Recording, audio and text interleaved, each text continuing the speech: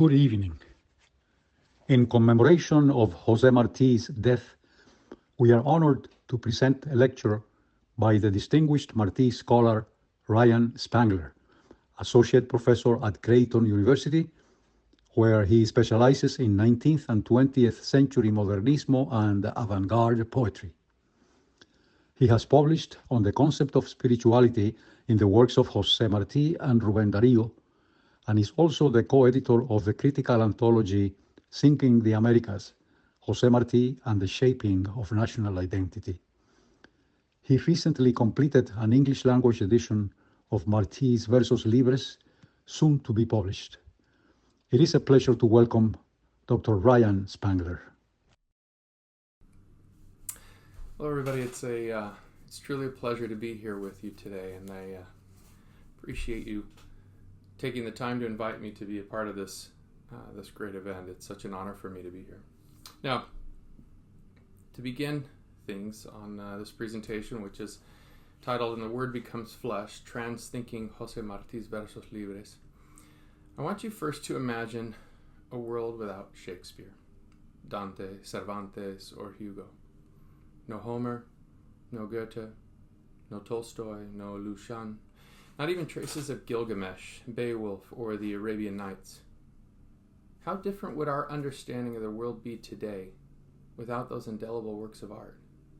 Yet, even today, as Esther Allen once noted, unbeknownst to the vast majority of the U.S. population, one of the greatest minds and literary figures of the 19th century, José Martí, the prolific Cuban poet, journalist, and politician, was one of the most celebrated writers and personas living in New York City from 1880 to 1895. Unfortunately, due to two key factors, one, the proliferation of migrant-directed racism, and two, limited access to his writings by monolingual English speakers, relatively little has been mentioned of him in history books and critical studies in the U.S. Specifically, approaches to the complexity of Martí's poetry in the English language have been hampered by our lack of access to his multifaceted literary canon. His complete works in Spanish, currently under a third review of updates and editions by the Centro de Estudios Martianos in La Habana, Cuba, currently sits at 29 volumes of articles, essays, chronicles, poetry, narrative, theater, and translation. For this great Cuban thinker and revolutionary, the distribution of critical thought and literature of foreign writers was a key step towards enlightening and educating Spanish-American readers. Yet, in spite of the great care and effort that he put into the translation of other great thinkers, only a minimal fraction of his work has been translated into English, with the same affection and care with which he translated other European and American writers. Martí once noted, quote, let's see if I can get my... here. Translation requires extreme care, a type of creation, because it ought to be an exact replication of what has been said in our own manner of saying it. One cannot neglect even one word, because to do so would be to neglect an idea or twist it. It would reduce and weaken the thought. End quote. Martí appreciated the complexity and difficulty of translating a poet's words and spent thousands of hours consumed in the translation of Emerson, Poe, Shakespeare, Verlaine, and Hugo. He understood the benefit these enlightened thinkers could have upon the people of Latin America. We too, through an understanding and interpretation of the complexity of Martí's literary canon, can begin to appreciate the distinct and valuable relevancy of his work today, particularly as we observe the inconsistent relationship between Cuba and the United States. My purpose today is to evaluate the impact translating Martí's poetry could have in understanding more than just his conception of the transformative state of the urban metropolis in the United States at the close of the 19th century, but more importantly, the relevant impact that such knowledge could have in our current world. The presence of Martí's visionary poetics in Manhattan reveals the Cubans' observations of nation building and their application for both Cuba and the United States. Martí's critical narrative on the topic is extensive. However, much of his most intimate and detailed descriptions observations and impressions of the United States are found in the subtle nuances of his poetic works. Martí's final and perhaps most difficult and innovative body of poetry, Versos Libres, published in 1913, has yet to be translated in its entirety. This is due in part to the complexity of the text, as well as the lack of clarity regarding the specific poems that should be included. When it was published posthumously in 1913, the volume was missing a large portion of the poems Martí had intended for inclusion. In fact, every Spanish-language edition of the collection that has been published over the last 100 years has been remarkably different. The closest attempt to translating all of Versos Libres was completed in 2012 by Keith Ellis. Now, I commend him for the sincerity and fidelity of his translation, but his edition of Versos Libres still lacks close to 20 poems. Not until the Centro de Estudios Martianos published the 14th volume of the critical edition of his Obras Completas had the entire collection of Versos Libres been accessible in one complete volume. Now, when one translates any piece of writing, and in particular a work of poetry, the primary difficulty the translator encounters is barring a biblical expression between the spirit and the letter of the law. Now, in his assessment of the translation of the 1001 Arabian Nights into English, French, and German, Jorge Luis Borges, the famous 20th century Argentine prosaist and poet, wrote, quote, "To translate the spirit is so enormous and phantasmal an intent that it may well be innocuous. To translate the letter, a requirement so extravagant that there's no risk of its ever being attempted. More serious than these infinite aspirations is the retention or suppression of certain particularities. More serious than these preferences and oversights is the movement of the syntax." End quote. To grapple with the spirit of the law, that is, to capture the subtle nuances of the language, symbols, metaphors, and ideas of the author, both intentional and unintentional, is a rather daunting and at times formidable task. Combine that with the letter of the law, namely, to create an exact replication of the work of art through diction, syntax, rhyme scheme, and structure, becomes an experiment in the impossible. Martí further clarifies the complexity of the dilemma. Quote, "To translate is to transcribe from one language to another. But I believe it is much more than this.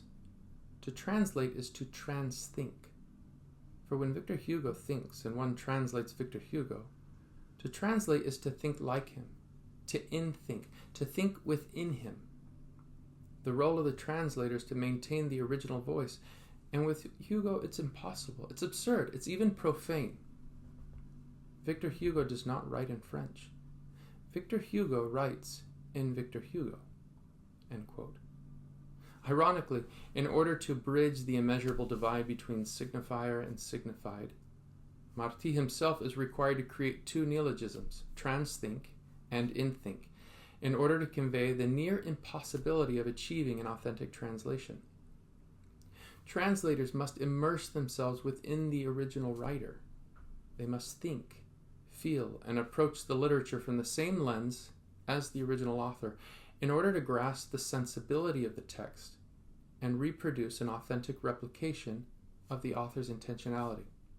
That is, in order to translate José Martí, one must immerse themselves in his being, his thoughts, his motives, and then simply, or rather impossibly, transcribe Spanish voice Martí into English voice Martí. Furthermore, the preservation of the original work becomes substantially more important as we begin to comprehend its relevancy to our age. Now, Borges asks this important question in his essay on the translation of the Arabian Nights. The basic problem remains: how to entertain 19th century gentlemen with the pulp fiction of the 13th century. End quote.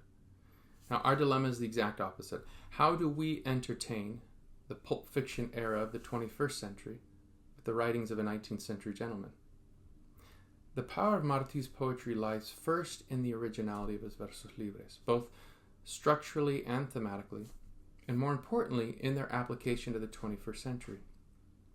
His poetry, words, images, symbols, and philosophy coalesce remarkably well with the transitioning face of politics, religion, and economics in our current day. Now, I would argue that the first step towards producing a faithful translation of Versos Libres would be to discern the primary themes running through Martí's various collections. If we look at the two books of poetry published during his lifetime, we interact with a few key images. In Ismailillo, we have the biblical visionary encounter, the concept of play, and the shifting connections between father and son.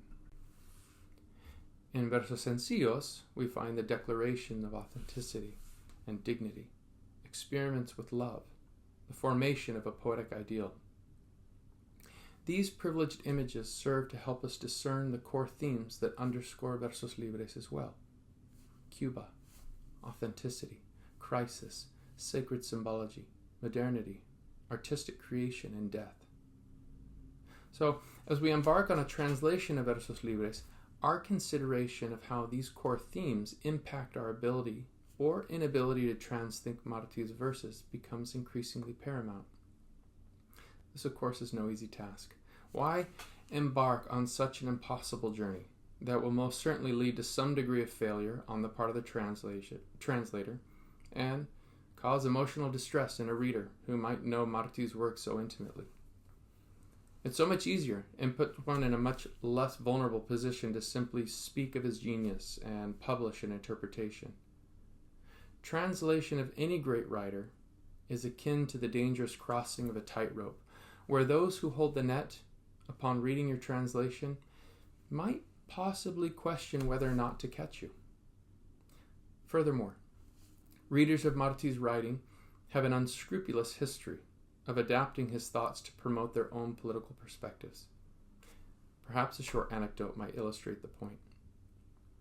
In March of 2016, I sat in the Centro de Estudios Martianos outside the door of Ana Sanchez, her office, while Carmen Suarez León advocated on my behalf to give me access to Martí's original manuscripts.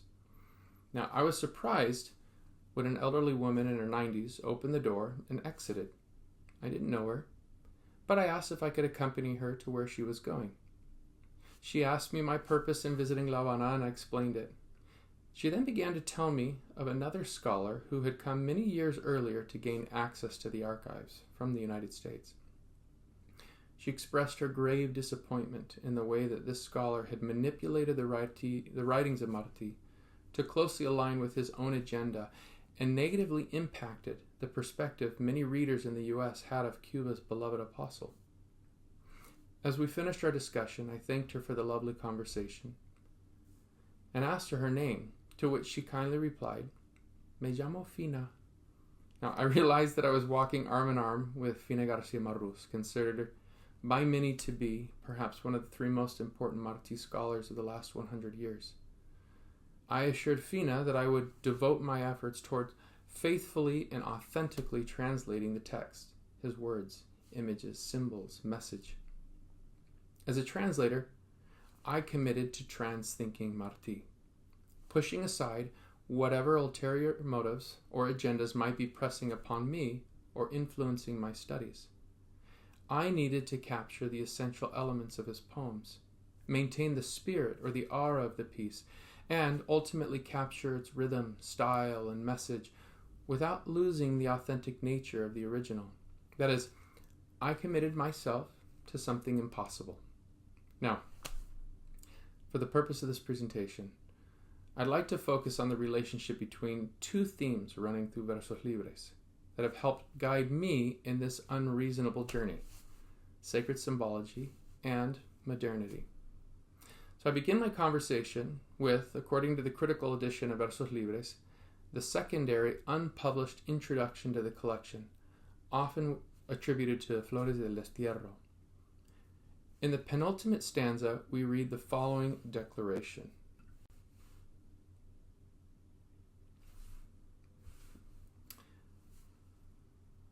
Mas con qué derecho puede quebrar la mera voluntad artística, la vulgar sujeción a tradiciones extrañas e infecundas, la forma natural y sagrada, en que, como la carne de la idea, envía el alma los versos a los labios. Now, I have the translation there for you. And I want to talk a little bit about this.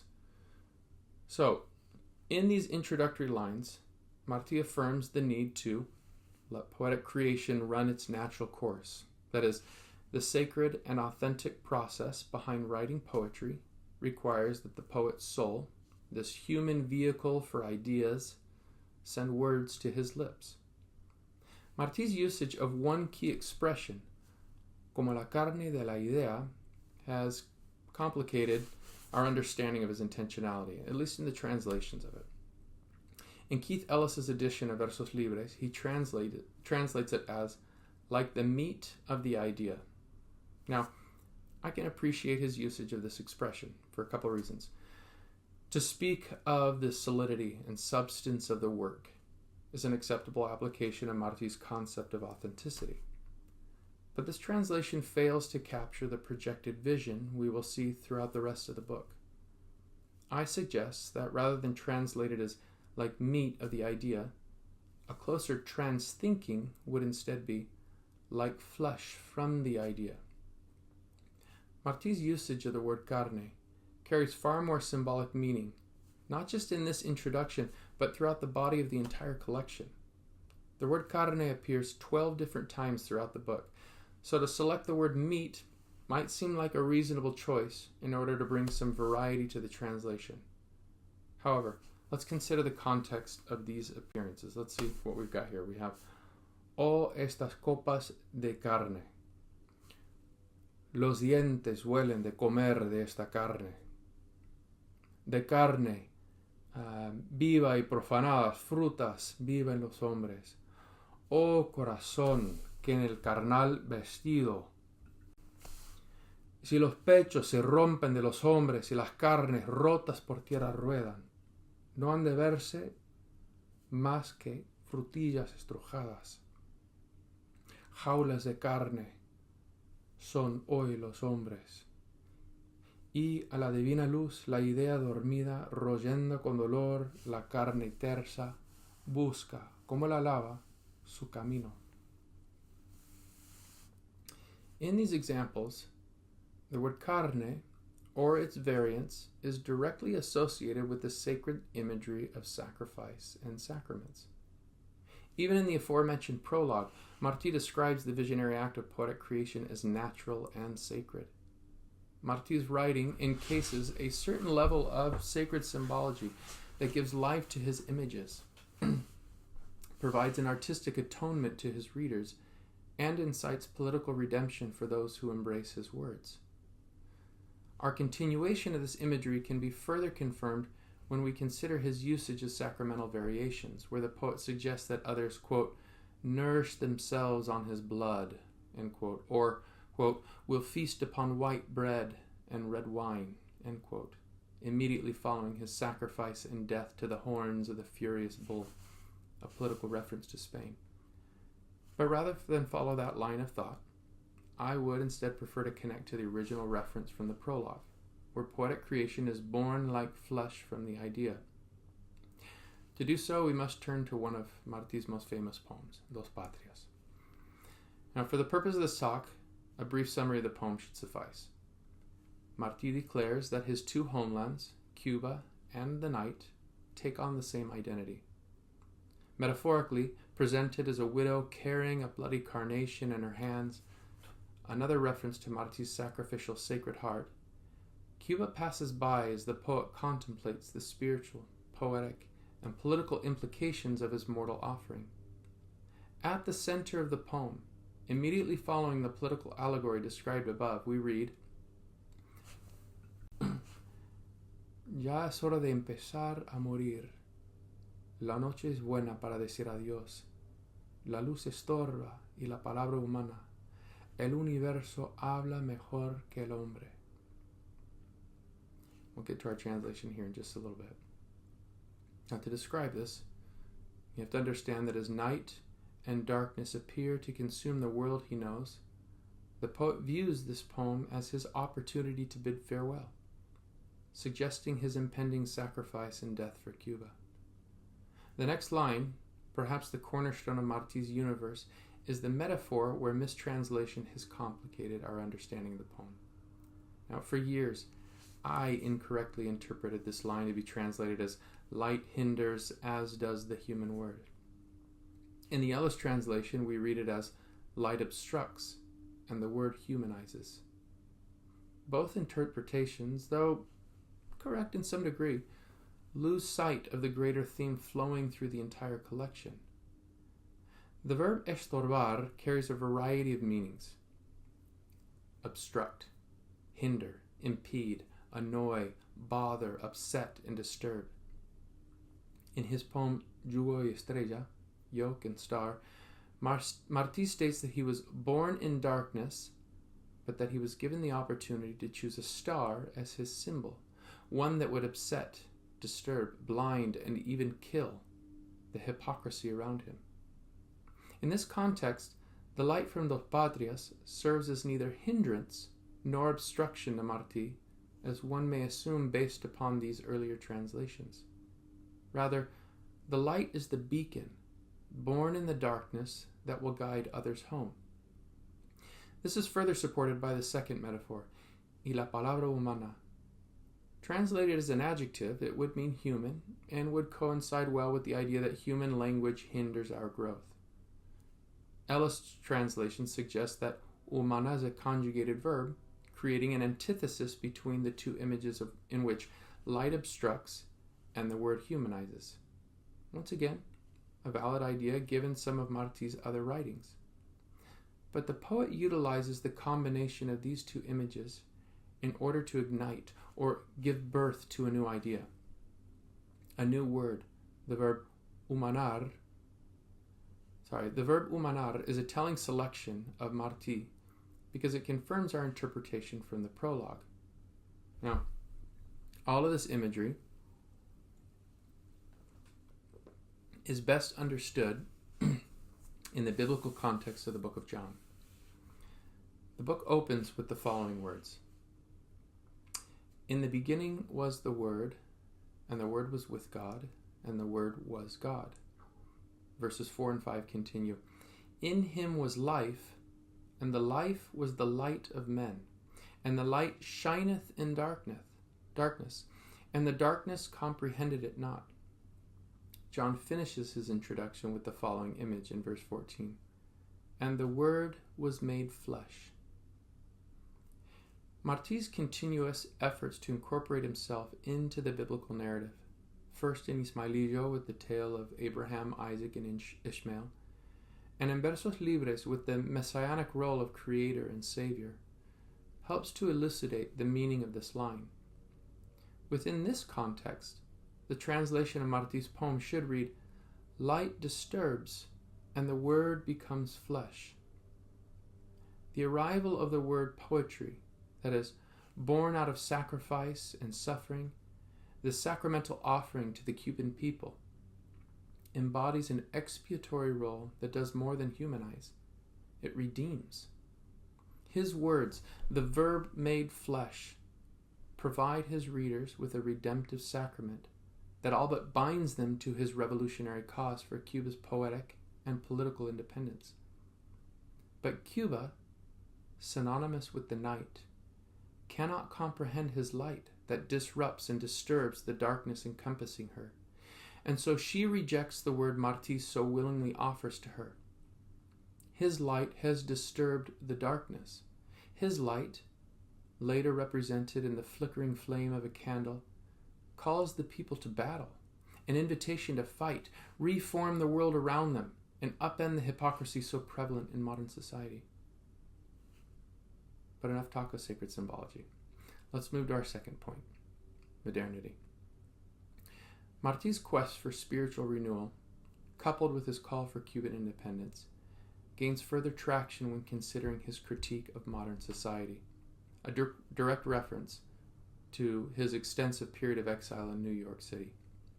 In Amor de Ciudad Grande, perhaps the most commented and contested poem in Martí's canon, we begin to grasp the complexity of discerning both the translation and the tangible relevance to modern society.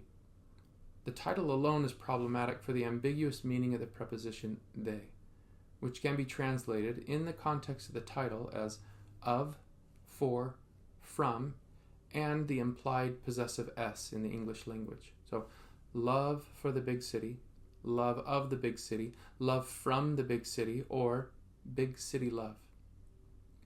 This complication is further exacerbated when we read the first line of the poem, De gorja son y rapidez los tiempos. Now, Roberto González Echeverría notes that, quote, gorja means throat, and that de gorja son y rapidez los tiempos describes the effort to articulate poetic language. He goes on to note that the difficulty described by Martí in producing sound through the throat emulates the complexity of poetic creation in the modern realm, particularly in New York City. David Laraway, who leans upon the translation of the poem by Esther Allen, which is translated as, quote, times of gorge and rush are these, explains that the speaker's references to the production of sound and its transference through space and time signify, quote, the apparently diminished status of the human in view of the new technologies everywhere in evidence, end quote. Poetic production through the human voice has been replaced by technology, and thus will prove fateful for humanity as, quote, the voice is no longer constrained by the physical coordinates of the speaker's body. Correspondingly, the body becomes nothing but an empty shell, end quote.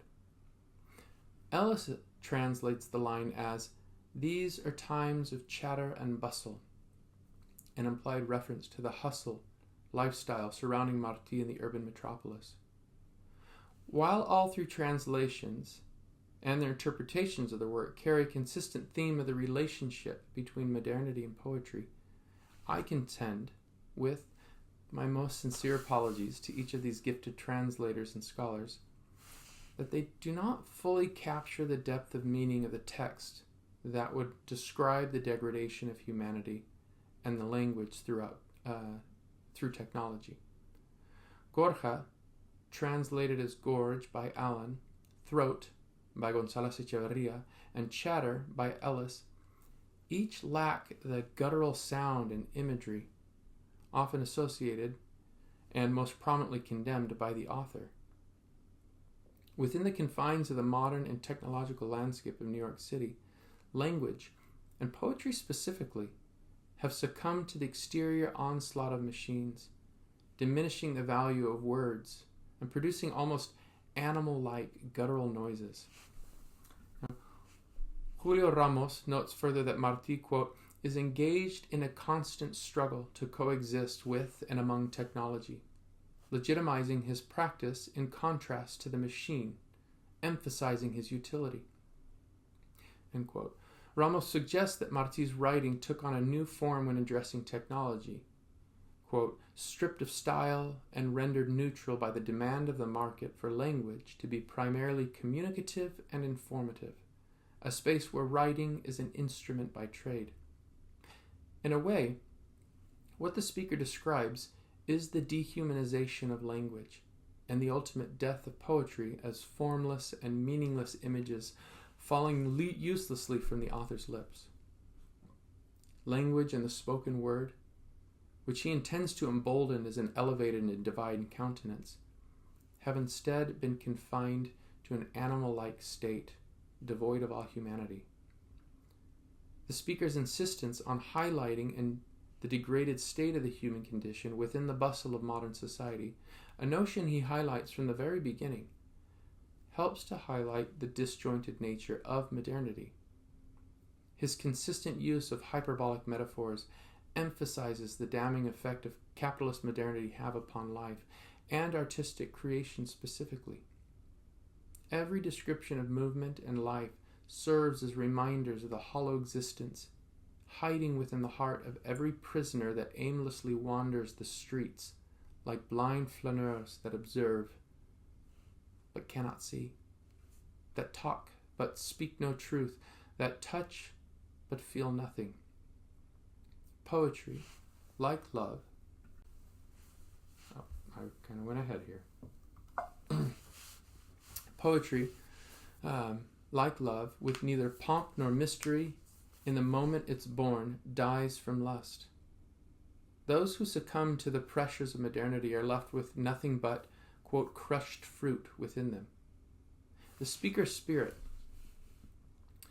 as well as his mode of inspiration, have first become corrupted and then drained from the soul, leaving only a trace of the original poetic essence.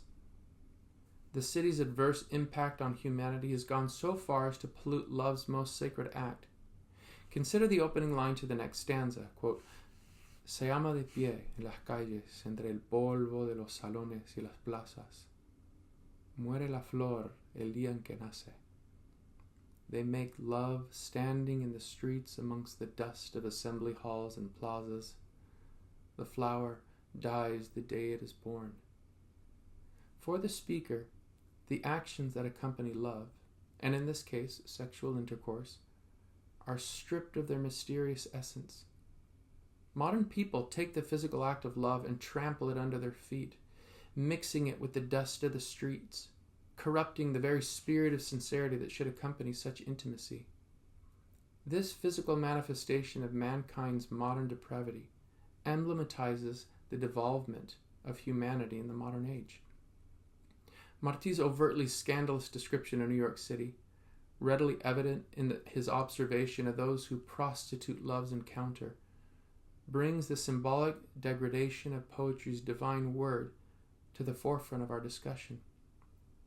Poetry is not just a series of images replete with metaphors intended to entertain. Martí has made the word into flesh. As corrupted bodies collide in the streets, modernity and insincerity, structure and form, words and style, poetry and prostitution. As we return to the title of the poem, Amor de Ciudad Grande, the translator's ambivalence in determining how to transthink Martí can be replaced by the sure understanding that the apostle felt very little love for the city, as some translations might suggest. Rather, the poet hopes to highlight the city's implementation of love, allowing readers the opportunity to appreciate the vision of what big city love and big city poetry have ultimately left us with: crushed fruit, torn flesh, and broken words. The relationship between Martí's criticism of New York and the glut and excess of the 21st century is all too real. Now, in a society that thrives upon immediacy and binge watching, where Netflix, memes, and Marvel tend to dominate the conversation of our day-to-day existence, not that I don't enjoy the occasional superhero flick, the engorgement and excess of technology have drowned out the voice of sincerity that exemplified the conscience of humanity. And while it's not my intention to highlight the pitfalls and shortcomings of our modern Roman enterprise, it should be noted that Martí foresaw the impact that such living would have upon the aura of our era. Our need to translate Martí's prophetic warnings for our day, images prevalently scattered throughout the body of Martí's Versos Libres, is all the more urgent. While the complexity and difficulty of translating Martí's Versos Libres serves as the greatest hindrance to our access to his remarkable work, unraveling their mystery could be the key to resolving many of the core conflicts and struggles of our spiritual, philosophical, and political landscape of the 21st century. In an age where autonomy and unity appear to continuously clash in an incessant battle of beliefs, Martí's poetic voice in Versos Libres becomes more than just the balm of Gilead to soothe our latest tensions. When truly understood, a goal I hope to see accomplished with the published translation of these most intimate of verses, his voice can provide the necessary critical perspective that would help restore the declining moral fiber of our modern society. Martí once noted that, quote, criticar es amar, or to critique is to love, but with a criticism bound to rebuild and restructure our civilization. As we transthink his words, as we think within him, perhaps his vision for a united and authentic people that can overcome the excesses of modernity, a world where humanity supersedes technology, will someday become our reality. And when or if we achieve that day, our humanity will cease to spiral downward and instead begin our journey of aspiring upward. Thank you so much.